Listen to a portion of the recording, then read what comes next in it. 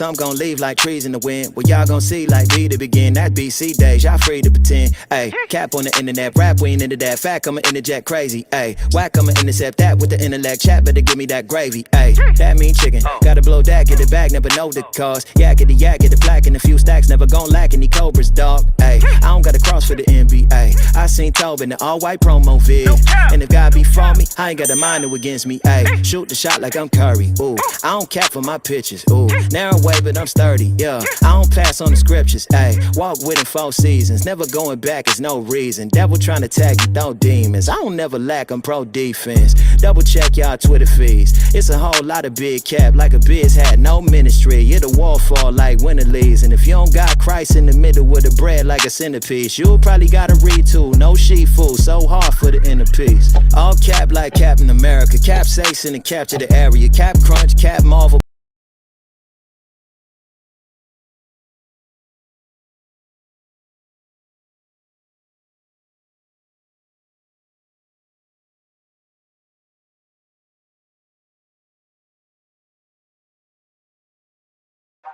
What's good, baby? It's your boy Dale. I'm back in the saddle again. Our motto is to buy, build. We already bought it already, so we already own it, free and clear. Refinance to long-term debt, cash flow. That is the motto. Cliff, man, is that a pretty strong motto, man? What do you think? Man, the model is strong. Like, you're getting each piece of the invest, right?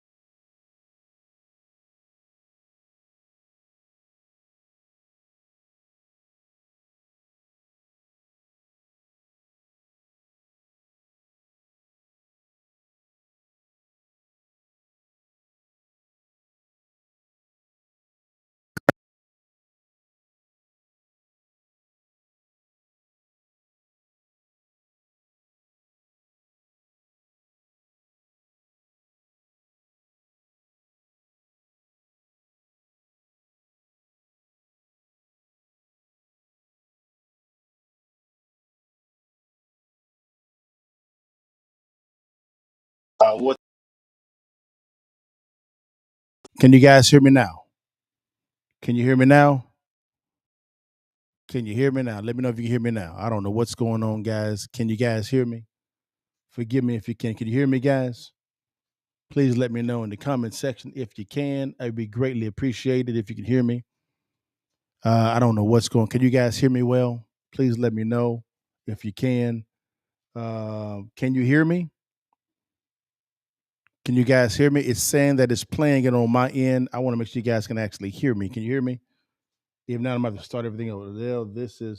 There's no volume. Wow. Well, guys, I got to restart the entire thing, guys.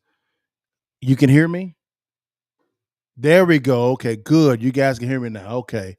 Man, I don't know what's going on with the software, guys. Forgive us. Don't shout me down, guys. But again, welcome to another edition of the Real Estate Friday Live. Let's jump into this.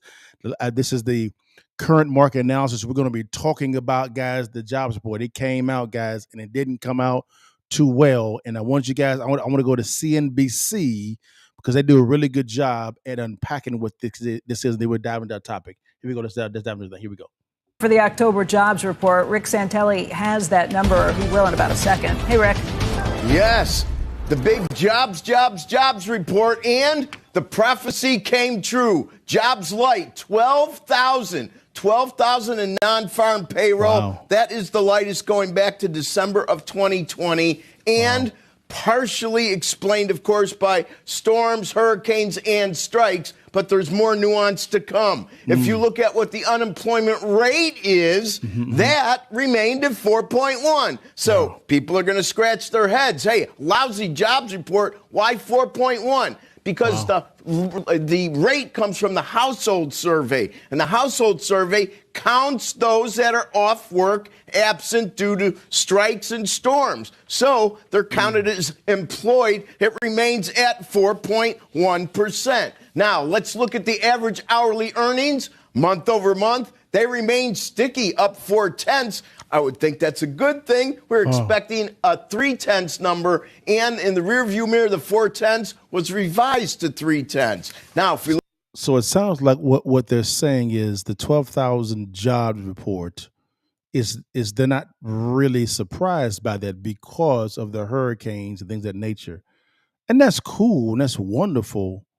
But this is before the revisions, which is fine. And we're going to see how they actually practice. Now they're saying that the jobs, not the unemployment rate is a little bit stagnant. That's kind of a little bit of some concern for them. But let's keep going and see what they say. look at year-over-year perspective, it also remained at 4%. Excuse me. 4% was the original release last month. That was downgraded just like the month-over-month to 3.9. So it's hotter technically, but as expected and prior to revision, it was equal to last month. Now, if you look at the work week, 34.3, it built a little bit more in. It went from 34.2 to 34.3. And last month, a revision, late revision. So it moves up from 0.2 to 0.3, it equals that. Why is that so important? Sometimes less hours worked has a tendency to kind of artificially boost wages. And finally, let's look at the labor force participation rate. 62.7 expected, 62.7 in the rearview mirror, but it comes in participation light, 62.6, which equals where we were in June. To find a lighter number, you have to go to the month before that, to May. And finally, the underemployment rate. 4.1 is called U3. That's the normal employment rate we use in all data. The underemployment rate, known as U6, comes in at 7.7, where it was last month. To find a higher number, you'd have to go to August when it was 7.9. So we have made some progress there. The market's very volatile. We've seen a trade close to 432. We've seen a trade down around 423. Those are, of course, in 10-year yields. It's currently trading at 425 and change. Do keep in mind that it closed last week at 424, so it's still up in yield on the week. And at 411, we see that the 2-year note has given back quite a bit of ground here. It was at 420 prior to the number. So an outsized effect was expected with the weak number, which everybody predicted. But with all the nuance here, for all the variables that potentially made this jobs light, the market is paying very close attention, trying to get it right in the big picture. Becky and the panel, back to you. So, guys, basically, all that to say this here is, to be honest with you guys, the economy is not doing well. It is not. It is. I know that a lot of individuals are going to say, well, you know, the storms and hurricanes, and I get that, no problem. And also when it came to the labor issue as well, that's what manufacturing was coming from as well. That's fine, but those are fruits of an unfertile economy. We also saw last week as well on last week's Real Estate Friday Live that the interest rate went up almost a full point. So everybody was talking about, hey, you know, this is going well. Once the Fed cuts the rates, it's going to be on and popping, and now the rates are going back up again.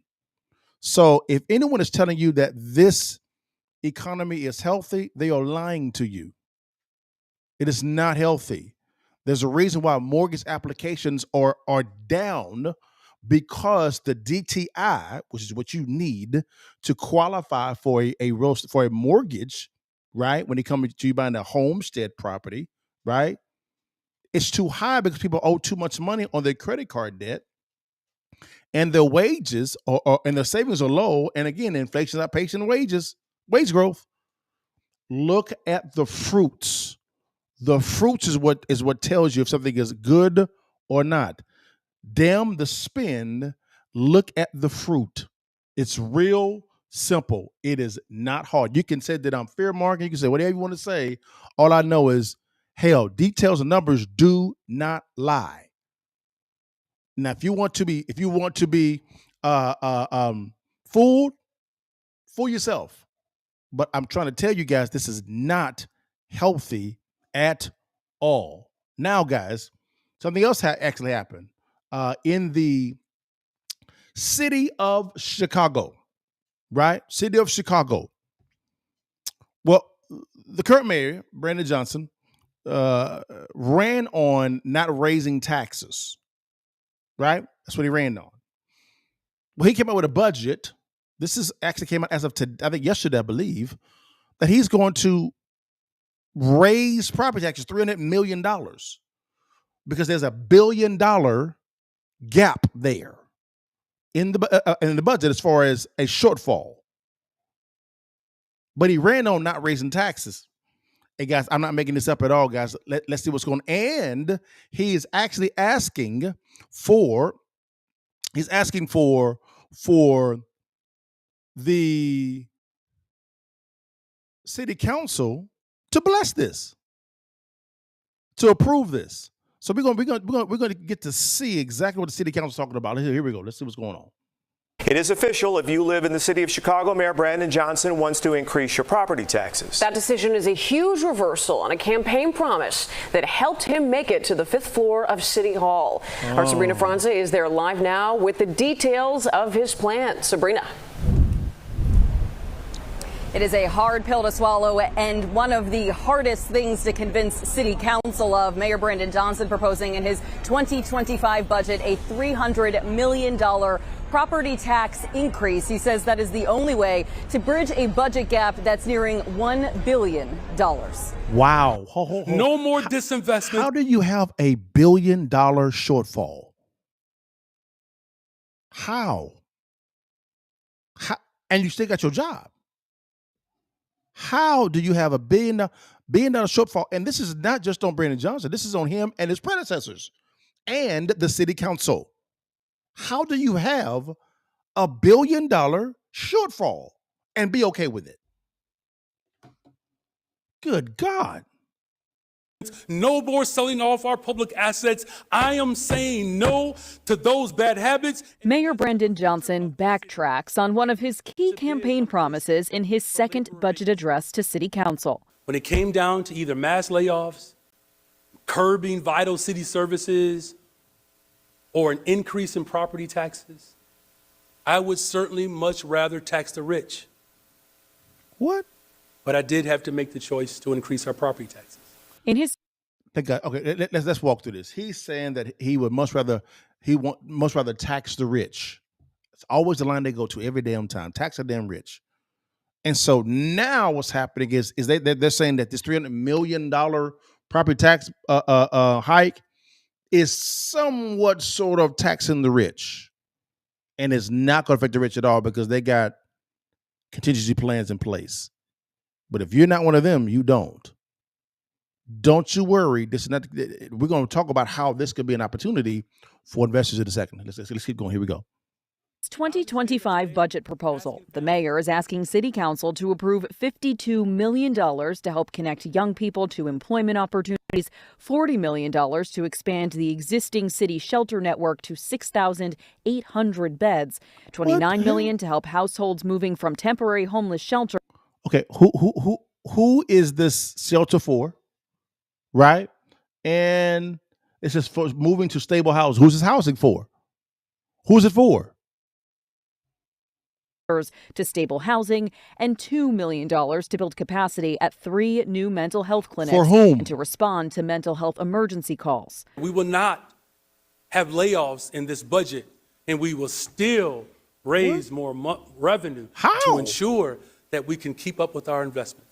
To balance that budget, Mayor Johnson proposes to, in part, increase property taxes by $300 million. Get rid of over 700 full-time jobs that are currently vacant, 400 of which are positions within the Chicago Police Department.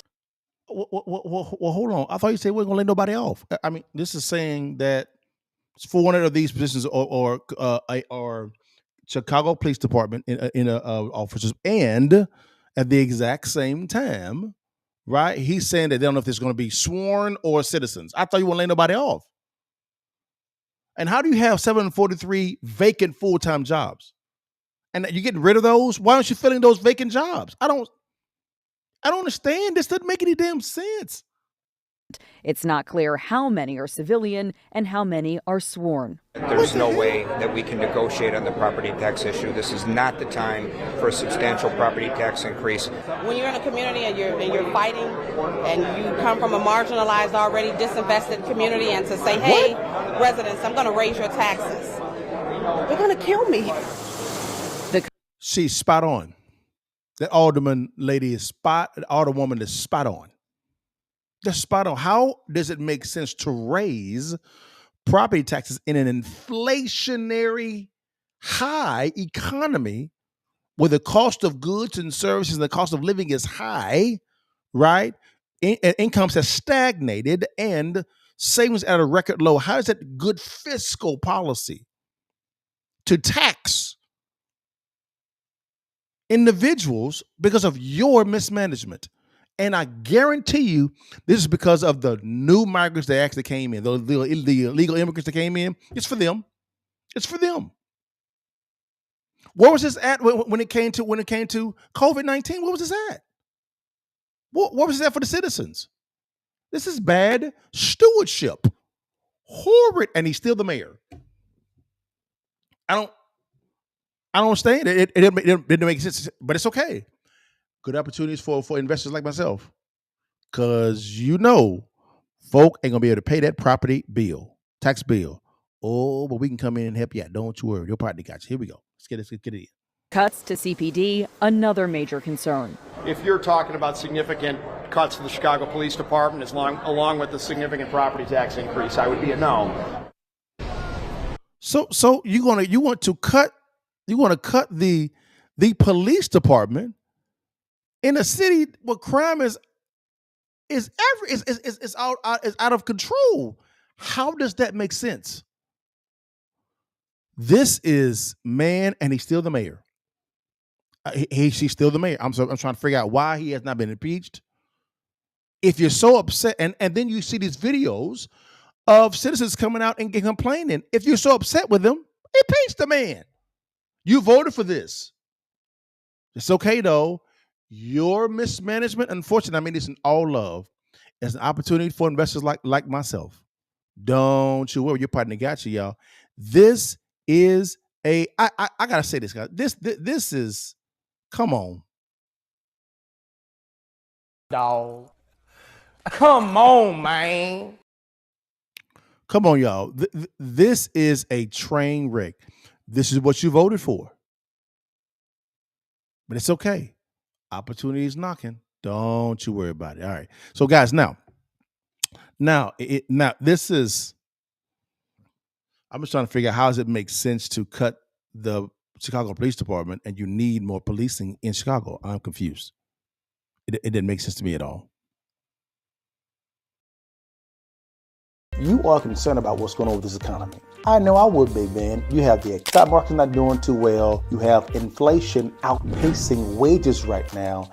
And you have major companies looking at laying off a lot of people. Man, I had a friend of mine whose wife works for a major pharmaceutical company, and they're talking about laying off scientists, man. Scientists. It's getting real out there, guys. But hold on, wait a minute. It's not the end of the world for those that actually have a counter move. More than ever, it's time for everyday Americans to begin looking at a side hustle, a business for them to begin building now, and for them to be able to have the ability to pass that business on to second and third generation. Now, what business model is best for you?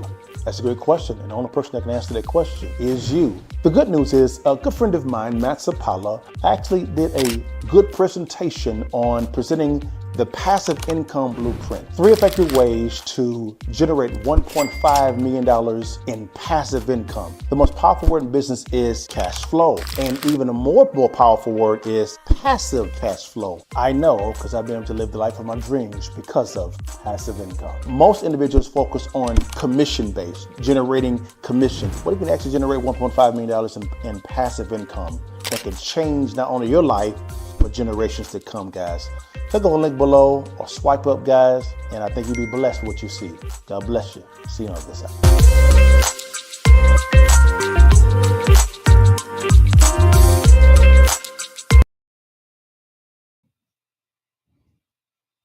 All right, guys, we're back, guys. Now let's dive into this here, guys. The one thing that I want to dive into is the next one is D.R. Horton. They call it America's home builder, one of the biggest builders in America, if not the biggest.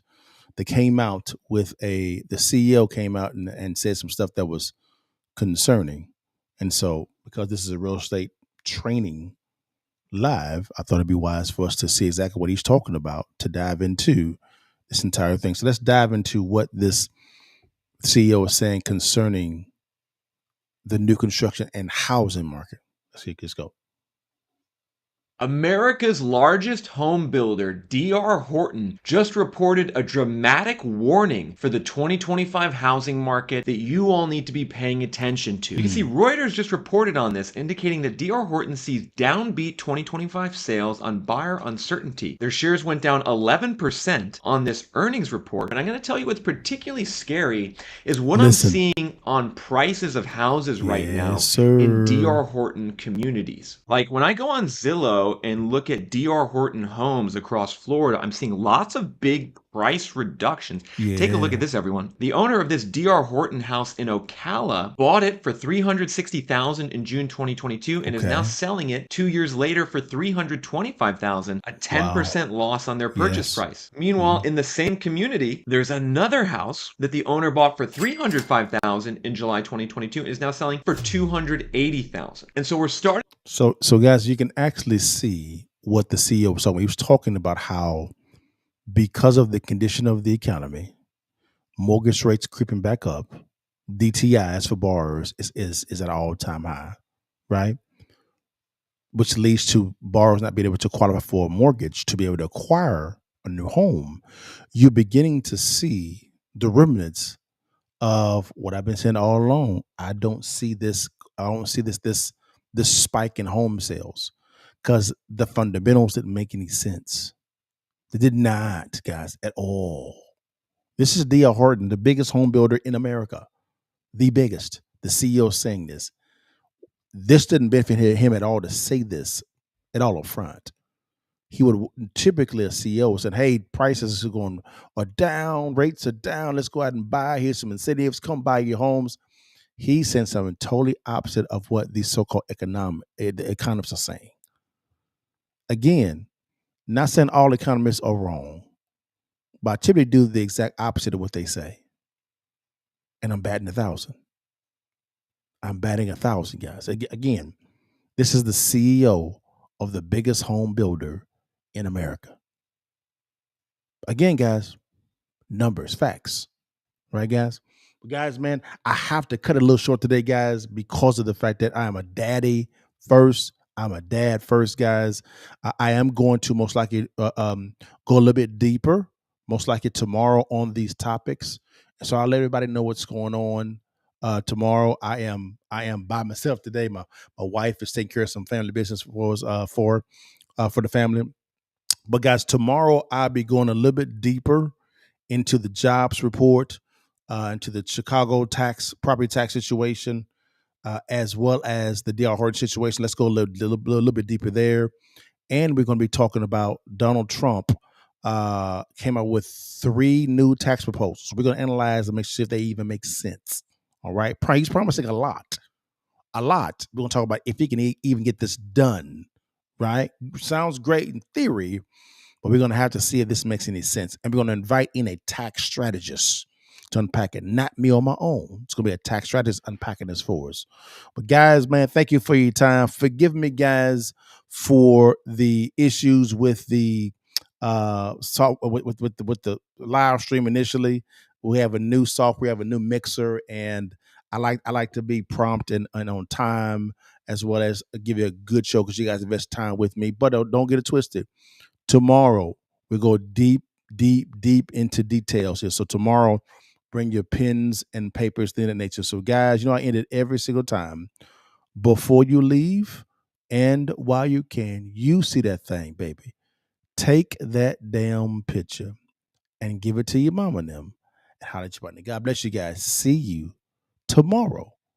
All right, guys. See you tomorrow. God bless you guys. All right, guys. Peace. Bless God, give thanks. Bless God, give thanks. y'all